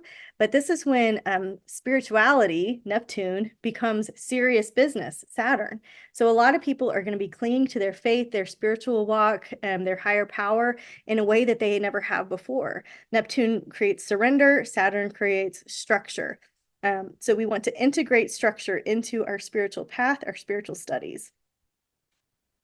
Okay, so as we start out the year, Mars will be retrograde. It has been retrograde since December of the previous year, starting in Leo, backtracking into Cancer. It's in fall, so Mars doesn't like to be in Cancer, and it especially doesn't like to be retrograde. Mars wants to go, go, go, right? And so when it's retrograde, it ends up acting like a mini Venus in the skies. And so with this, Mars, this kind of frustrated Mars, comes some irritability, some restlessness, some discontent. And so with Mars reverse in Cancer, we're going to see people with the Cancer, with their feelings and their emotions either being repressed or coming up and out sideways. And so you have the spiritual advantage of being able to see through that and saying, wow, that person must have really stuffed something down there for a long time. Or maybe they don't have the gifts or the tools of yogic breath, or maybe they don't have the gifts and tools of prayer and meditation, or right, like you can just have some more patience with people, and also it'll show you where you might need to have some emotional boundaries set up. So emotional navigation, people have a lot of internal conflict going on during this time, and they might not know how to navigate it as well as you can. You might be the most spiritually advanced person in the room, and so you might need to be the spiritual leader and offer some tools and resources. So for you, Aquarius, this Mars retrograde period falls in that 6th house sector where we're talking about your day-to-day routine, your health, your work, your service. And so you're going to be either, you're going to want to rework some of those things, like maybe your routine changes, maybe your health plan needs to change, maybe your work life structure is changing, or something is feeling disrupted to you. You could feel just emotionally tired from all the responsibilities that you have taken on. And this is kind of your wake-up call to be like, okay, I need to delegate. I need to let some of this go. So retrogrades help us slow down, reassess, and edit. And I want you to focus on yourself, your self-care, right? Which not only includes your hydration and your water and your vitamins, but also just being mindful of what energy you put in, the news that you watch, and also the energy you put yourself around. So the friends that you invite over, things like this. Don't push yourself too hard. Now, as soon as Mars goes direct in February, Venus goes retrograde in March. So Mars is direct, and then Venus retrograde acts like a mini Mars. So we kind of have two Mars brothers in the sky right now. The retrograde period helps us redo stuff, reevaluate, resolve, recharge. What? Venus things, love and money, matters of the heart, our core values. Your whole first quarter is about this exact theme, reassessing how you're spending money and you're spending your time, and reassessing what kind of quality of love life connections. You're reassessing the quality of your financial exchanges and your emotional exchanges, because they are linked together. So what you can do with the Venus retrograde period is reconnect with old buddies. Some people find really good deals during Venus retrograde. You want to accept people for who they are instead of the illusion for what you want them to be, or the control side of what you wish they were. What not to do is make big, huge, drastic changes to yourself, or big, huge, dramatic decisions, especially when it comes to love and money. And you don't want to fade. You don't want to fix, argue, defend, or explain. It's not going to do any good. Talking to a fence post, you can't change their mind. If you have a problem, you are the problem, and you can solve it. And that's helpful. That is the best advice, right? Anybody gave me. If you have a problem, you are the problem. So where did I set the ball rolling here, right? Taking full responsibility for our emotions and anything that's popping up here during this Venus retrograde period. So you are reconsidering your approach to finances and your self-worth. Where are you investing? Are you investing in yourself? How are you managing your money? Do you need some support in that area? Are you valuing yourself more deeply? Are you changing your prices or pricing structure on something, or asking for a raise, or working towards a path of a raise, or what's going on? Are you loving yourself more, and therefore that self-worth increases and the money matches it? I have a story that I tell all the time, so bear with me if you've already heard this one. But I have a client who she was dating a bunch of guys that weren't paying attention to her. And she said, I'm always last place. I'm always back burner. I don't get considered, And so I said, great. How are you treating your money? And she's like, well, I'm not thinking about that. I'm not. And I'm like, right, it's last place, it's back burner. And can you see the relationship with how you are is how you are? So how you treat money is also that vibe that you're putting out there, and how you are in terms of relationship, right? So there can be some tweaks made when you start looking at the themes in your own behavior with how you treat yourself, how you treat other people, how you treat your higher power, how you treat spirit, how you treat your community when you are triggered or upset by things that revolve around love and money. And then you study your own patterns and start to unwind and dissolve them, right? So as Venus goes retrograde, Mercury also goes retrograde. So these two planets are traveling backwards. This is really going to be an interesting spring for redoing stuff, not launching new stuff, okay? We talked about Mercury being associated with the nervous system and decisions. For you, Aquarius, this is still in that area of reviewing financial matters, reassessing your values. There can be some unexpected expenses, so you might be tightening up your budget, or just like I said, tracking where the money is going, plugging up the holes. What do you think about provision? What has it meant in the past? What does it mean now? What could it mean to you in the future? A little exercise for you in terms of your core values. Write a list of people that you really admire, that you love dearly. These could be living or dead. They could be saints or sinners. They could be anyone that you just admire and just cherish and think the world of. And then I want you to write down under each person the core qualities that you see in them as reasons why you absolutely love them, right? My grandmother was very eccentric, very artistic, very edgy. She was from the countryside, but she also had this side of her that traveled to foreign and interesting places. And those are things I absolutely love about her, right? And so you can see that those are some of my core values. And so same for you. Once you list all of those qualities, you'll see that those are your core values. You'll have a list of your standards of integrity. And then you can start to look at your life and say, okay, am I on alignment with this, or am I way off, or do I need to edit this list a little bit, trim it up? It just will get the ball rolling for you to understand your core values and your standards of integrity. Again, we're working towards something here this year, Aquarius. So there's two eclipses this quarter. This quarter is the longest, so bear with me. The first eclipse is on March 14th. It's in Virgo, and this illuminates something that started back in September of 2023. This moon family story started in September of 2023, will conclude or end in December of this year. But right now, under this full moon lunar eclipse, we're getting more information. More is revealed. There's an aha moment, a time to pivot. It's in Virgo, which is about health and service and routine. What we do on our day-to-day life is what creates our health, right? And so there's going to be a reality check for a lot of people when it comes to health and routine. And so the eclipses, right, they shake things up. If something is kind of fragile or broken, the eclipses go ahead and break them so you can rebuild or have an awakening type of a moment. Eclipse moments can occur up to 90 days in advance of the date.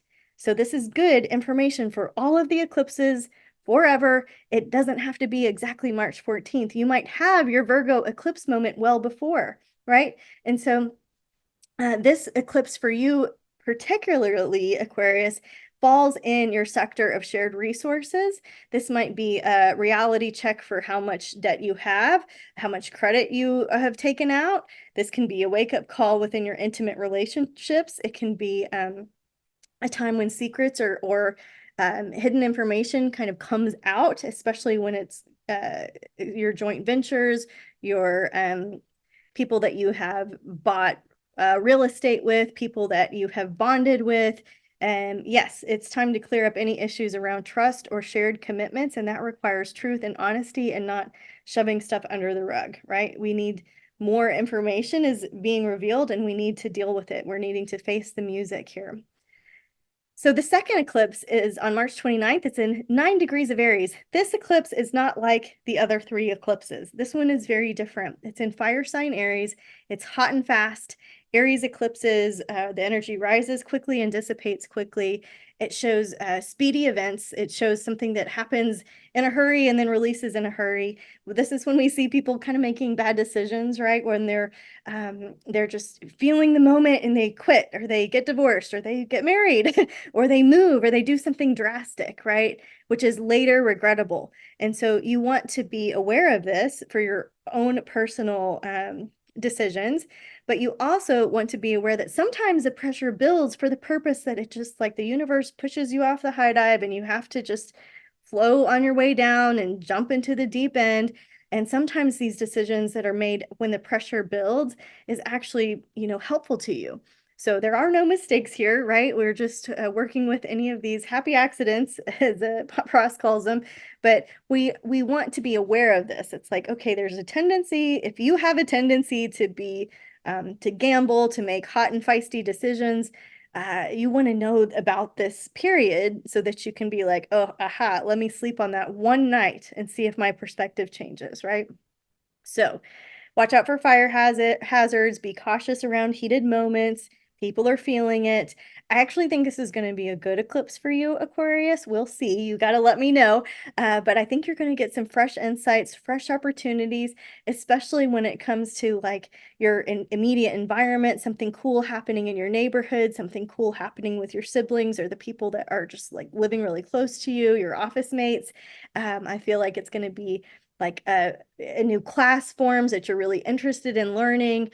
There's some kind of information exchange, a contract, an idea, or a project that emerges rapidly and might require you to act quickly. So you might not have the full 24 hours to sleep. I was offered a job at Google a long time ago. And and I was working at a campaign and doing events and music stuff at the time. And they called and they offered me this job. And I said, great, can I sleep on it one night? And they said, yeah, people don't usually sleep on it when Google calls and offers them a job. And I said, well, I do. And I did. And I thought, what are you doing, Tiffany? Just take the good job, right? But so I did take the job. I worked there for a while as an event producer. It was wonderful. But my point is, you might get some offer like that you're like, this is your moment to decide. So you need to be ready. You need to know what you're looking for. So when the moment arises, you're like, that's the one, right?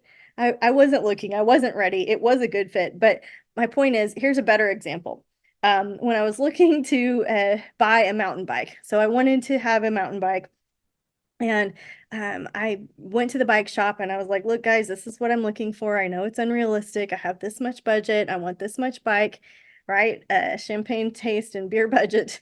And they were like, okay, yeah, Tiff, we'll get right back to you on that. And so, but they did. The next day, some lady donated her high school kids' bike, and it's a $7,500 bike in parts that she gave to them for $500. They took no profit. They sold it to me for $500. It's the same bike I've used like most of my adult life, but I knew what I was looking for. So when the deal came, I knew I needed to say yes. I didn't have the $500 ready to go. I thought the universe would give me a little time to build up and save, but that's an example. I had to jump off the diving board. I knew what I wanted. It came in at a fair price and I made it happen, right? Okay, this new moon solar eclipse in Aries is all about starting something new in a fiery way, and it starts a new 2.5-year cycle. Here are the dates. Play with those degrees and dates with your astrologer, your therapist, your best friend, whoever it is that you like to play astrology with, and look for themes and patterns in your life. At the end of this quarter, Neptune's going to move into Aries.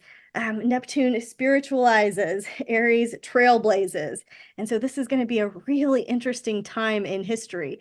Neptune has been in watery, ethereal, beautiful, like extra worldly, spiritual Pisces, water sign, cool, right? Flowy. It's jumping, it's making a big jump from Pisces into hot, fiery, trailblazer, pioneering Aries, right? Sporty, athletic, hot Mars, Aries.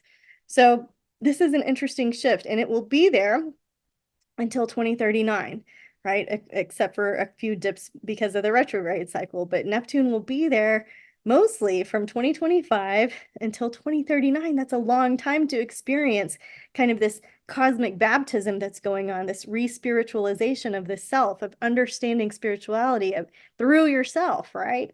It's really an interesting time. My friend Celeste Brooks came up with this term, fate and free will, to describe Neptune and Aries. So Neptune is fate. I have curly hair.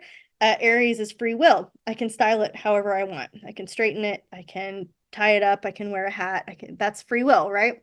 So for you, Aquarius, I want you to realize that this is a longer time period. So 12 to 14 years, you're working with learning, information exchange, exploring new ideas, creative ways of thinking. Are you teaching or taking classes? You are like kind of here to get more information. So this is a period in your life where you're going to be very curious. You're going to stay informed.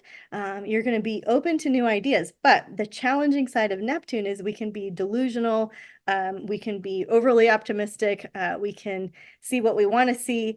And so you want to be cautious of being overly idealistic or taking on any information that's actually misleading. So you're going to have to listen to your intuition and discern all these years. Okay, the second quarter, I want you to put an emphasis on home. So if you have put an emphasis on restructuring your finances and your core values in the first quarter, in the second quarter, what are we going to do to reorganize our home, house, nest, family? How are we going to look at the house through an organized spiritual lens? This is what I want you to focus on. So Neptune just moved into Aries, and now Saturn meets us there. So Saturn moves into Aries here on May 25th.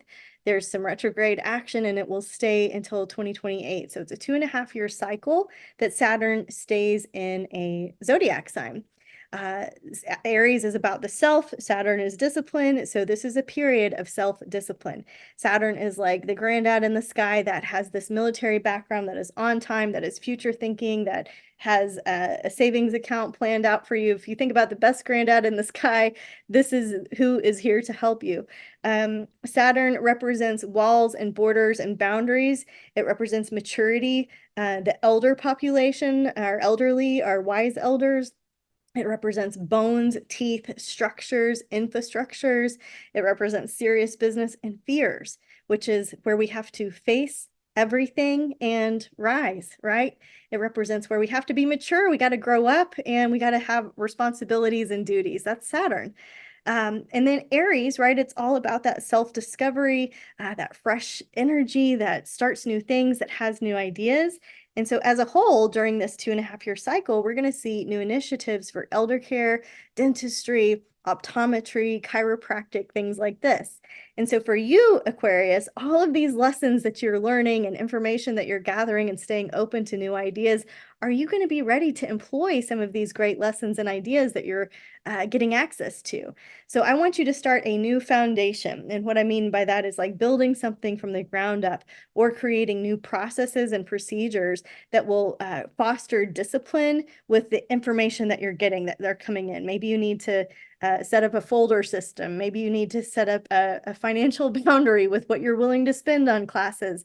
There's got to be some sort of filing system or structure with all of the information that you're learning and getting and then sharing out there into the world. So processes and procedures are really going to help you restructuring the way that you receive and intake information. This can come in a lot of different ways. So use your tech. Jupiter moves into Cancer for a year in June. It was previously in Cancer here in June of 2013 to July of 2014.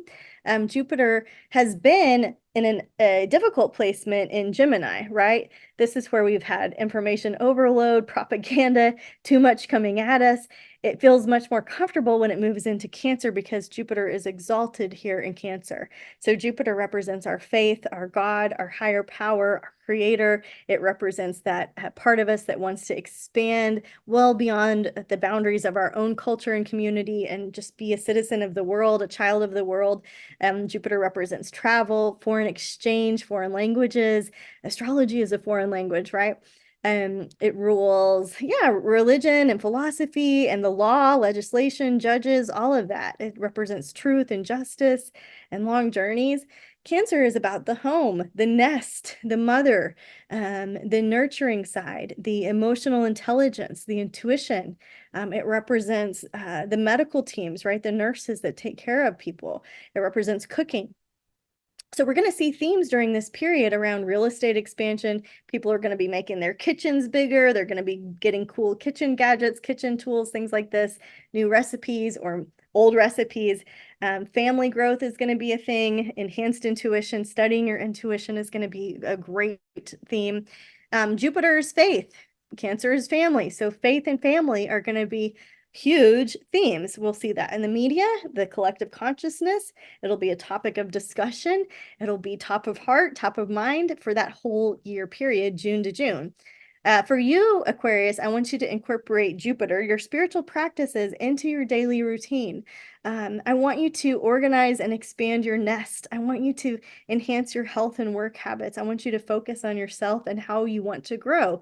That sounds really simple and basic, but it can be a powerful tool if you look around your house and you kind of are doing a scan and your eyes settle somewhere. Let something bother you. Be disgusted, be disturbed, be confused, feel unorganized, and then realize that that part of your house is a reflection of who you are, right?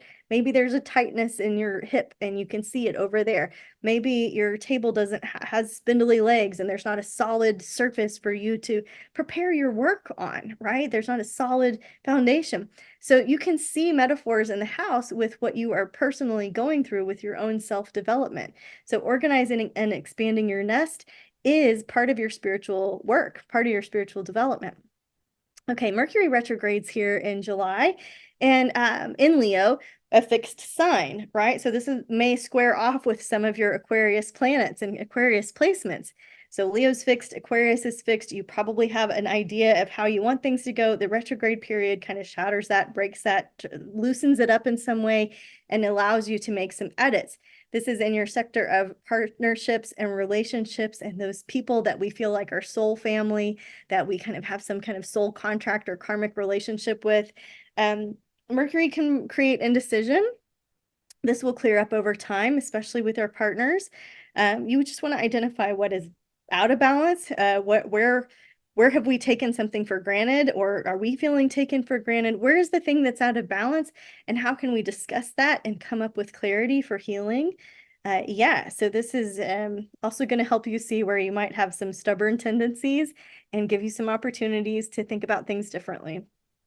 Okay, now that we have that out of the way, you are embarking on one of the most creative, 14-year periods in your life. And so this is a huge creative spark. And so to tap into your creativity, you want to tap into imagination. So tools like the Silva method, meditation, visualization, imagination, right? You want to really imagine the future. And you have the power to do that, Aquarius, right? You're one of the best signs that can do that. What's going on, right? Uranus, the great inventor of the sky, the great Einstein, the one that produces shock and awe and sudden awakenings. This is the one that produces radical shifts, right? Like Uranus is that lightning bolt energy. It has been in Taurus for the last 7 years. Earth, body, possessions, muscles, strength, food, finances, right? Earth stuff. Uranus is moving into Gemini, air sign ruled by Mercury, right? And so this is going to be more radical information. And this is why I want you to be staying curious, gather information, make sure that you have a structured way to handle all of the information coming to you, and then be ready for one of the most creative periods of your life. So Uranus has been in Gemini before, right? The United States has gone to war every time Uranus has been in Gemini. Will we have some info wars? Here are some themes about other times in the history where Uranus was in Gemini. So we had first aerial photography. Will we see more, whatever, legislation, innovation around drones? The solar flares, educational reform. Innovation in shoulder, wrist, lungs. These are all ruled by Gemini. So any part of the medical astrology or the anatomy that's ruled by Gemini will probably see some innovation in. There will be info about genetics and space communication, of course, self-driving cars and extreme weather. For you, Aquarius, I said this is going to be a really crazy creative period for you. You are well networked. You have a lot of great ideas. It's just going to be trying to figure out which one you want to expand on right now. There's not a wrong answer. There's no mistakes. You just are trying to pick one of the juiciest ideas that you want to play with. There's also going to be some unexpected shifts when it comes to love. And so your passions are going to get this a rhythm of, or this bolt of electrical energy, right? That'll re-energize them in a way. So you're going to be wanting to explore unconventional ways to enjoy life as yourself. Uranus and it is breaking free, right? This is a freedom call. So free from what, right? What's wrong? And what do you want to be free for? Where are you going? What does freedom mean to you in your life? Free to be yourself. What does that mean? Embrace the freedom really to reinvent yourself. Okay, the last 2 eclipses of the year, September 7th is in Pisces. Pisces is a water sign. It can feel very draining, drowsy, tired. The energy feels like it's leaking, right? In 2024, the Pisces eclipse, we saw news about a bridge was broken, waterways, there was a boil water notice, there was a pool closed, and my friend had mold in her house, right? There's water elements that are shocking, right? Eclipse that stir us into action to fix the pipes or to fix the contamination or whatever the situation is. So make sure you're drinking water, but make sure you're drinking healthy water that is properly filtered when possible, right? And Aquarius, right, for you guys, this is going to be another look at that financial and self-worth sector. So if at this point of the year you haven't let go of your old financial habits, if you need a new CPA, if you need a new way to budget, if you need a new way to handle your money or your patterns around income, this could be holding you back. And so we want to face this with truth and honesty and awareness. It's also a good time to reflect on those core values that you made earlier in the year, your own sense of self-worth, really see how far you've come, really celebrate the growth that you have had this year. This particular eclipse is part of a story that started back in March of 2024 and will culminate in June of 2026. The last eclipse of the year is in Virgo, same as the first, right? But this is in the 29th degree. This is the anaretic degree. In astrology, the anaretic degree, it describes like this, a sense of like urgency around feeling like we have to make decisions. We feel up against the wall in some department. And so this one could have a higher intensity for us. Again, this reality check around Virgo things, health and routine. Go into this season with your immune system, your health, your physical fitness, all of that, get that in check well before we get to eclipse time, right? So the shared resources, the intimate relationships that you experience, the deepest human bonds where we have land together or home together, or we've been married together, or these like really deep human bonds, you want to, this is the theme. So you're going to get more information around those departments in your life. So you're going to change your strategy, probably. You're going to set some intentions for improving how you share your resources and how you deepen your emotional connections. It's a new moon solar eclipse, so that means it's starting off a new 2.5-year cycle that will culminate in December of 2027, which is a really interesting year to study in astrology. So here are the dates and the degrees for you to study with your astrologer. Okay, that gets us to the last part of the year. No, I won't leave. I want to try everything. Okay. You're going to enjoy this year. Get your mind around that this is going to be a year where you are really breaking down things that aren't working, rebuilding, and entering a super high creative zone. The more you can get kind of cleaned up and organized and stabilized earlier in the year, the more you're going to enjoy as the year goes on. So there's our Mercury retrograde period here in November. This is going to help you edit your public image, your reputation, your career. What the world needs from you has changed, right? You might have thought this was your mission, but now the world is saying, hey, we want this from you, right? I thought I was going to teach this, but what the world wants me to teach is this. So there's going to be some pivots when it comes to your work and your career goals and how the world sees you. Mercury retrograde brings delays and setbacks. These are cosmic blessings in disguise. This can be a time when you can reconnect with old bosses, old colleagues, old places of work, or old mentors. It could be a good time for you to do a reunion among your friend group. And I want you to reestablish your message in your audience. What is your message? Why are you saying it? And who are you saying it to? You might need to check your analytics, right? I thought that my audience was a certain demographic of people. It's not. It's a completely different demographic of people when you look at the stats, right? And so I might need to retool my message, the way I talk, what I'm saying, based on this different age group of people than what I thought I was speaking to. So this is an example of how that could look for you in November. Your main theme of the year, you are refreshing yourself. You are undergoing a complete metamorphosis. You are not going to be the same Aquarius at the end of the year that you were when you started. This is an identity renewal. This is a powerful, powerful, potent year for you, Aquarius, for your own self-development. So invest in yourself, discover yourself, go deep, challenge yourself with the questions, right, that you are trying to get clarity on within yourself.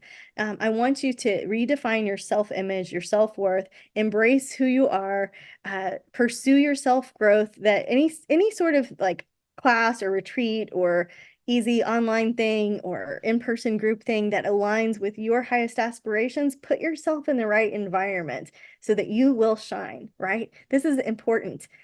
Your highest aspirations, we have this one precious human life, right? You're here for a good time, not a long time. What do you want to do with it? You don't have to know the answer in the beginning of the year. It's going to change by the end of the year anyway, but just know that you are undergoing this beautiful metamorphosis, that you're changing from the inside out, and the people and places around you are going to change because your frequency is different now, right? And so just know that you are redeveloping your soul, you're redeveloping your mission, you're redeveloping your purpose, you're redeveloping your business plan, and that a lot is changing. Again, this is a 9-year. It's a year of endings, completions, and therefore new beginnings. And so embrace this change. So one last time, I want to remind you to use the code Stormie 2025 to get a discount on your digital astrology calendar. We're going to have other goodies for you throughout the year, so make sure you come back to the channel and stick around. There is a paperback version. This is the digital version, right? The lunations, the eclipses, the retrogrades, all of that right in the palm of your hand. Wherever you normally look at your digital calendar, you'll have the astrology right there. So let the universe have your back this year. Again, I'm Tiffany Harelik. I'd love to stay connected with you. Make sure you get your free horoscope. I'm on YouTube. I have a podcast. I send out a Friday forecast email. I have a membership. I offer retreats. So 2024, we did Tulum and Austin. And 2025, we're going to do Santa Fe and Malibu. And I mentioned that 40 Days of Spirit email product for people that are wanting to develop their spiritual gifts, their psychic abilities. So you may want to check that out too if that fits you. My main message for everybody every year is to love each other. We are called to love each other. So that requires that we love ourselves and that we know ourselves and we understand ourselves. And astrology gives us that roadmap to know and love ourselves, and then also to give space for grace with other people that are also on the same self-development journey. So Aquarius, on behalf of the whole 2025 spirit or forecast team, we are wishing you a happy new year. We are wishing you a year of prosperity, love, abundance, and all good things. And stick around the channel because we have more goodies for you throughout the year. All right, that's it for me, and namaste.